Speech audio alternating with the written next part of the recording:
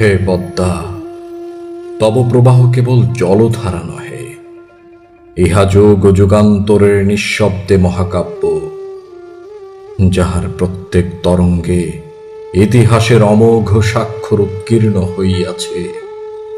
তব বক্ষে যাহারা স্বপ্ন রোপণ করিয়াছিল, তাহাদের অনেকেই আজ ধূলির অন্তরালে নিদ্রিত।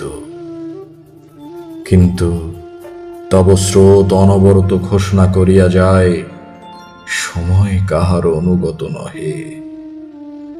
তব গর্জন কর্ণে নয়, বিবেকে প্রতিধ্বনিত হয়। যে হৃদয় সত্য হইতে পালায়ন করে, তাহার নিকট তব শান্ত ঢেউ প্রলয়ের দূত। তব চরণভূমি ক্ষণস্থায়ী, তব গভীরতা অনন্ত।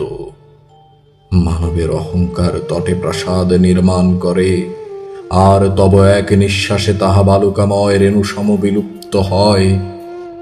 হে পদ্মা, তুমি ক্ষমার ভাষা জানো, কিন্তু দুর্বলতার অভিধান পাঠ করো না।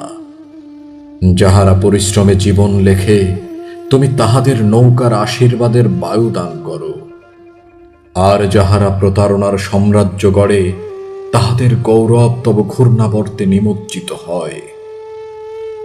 অতএব মানুষ দুটি তব শিক্ষা গ্রহণ করিতে চাহে, তবে অহংকার বিসর্জন করুক, কারণ স্পর্শ করিবার পূর্বে আত্মাকে নির্মল করিবার প্রয়োজন অধিক। হে অনাদি পদ্মা, তব নীরবতা বহু বক্তৃতার অপেক্ষা প্রজ্ঞাময়।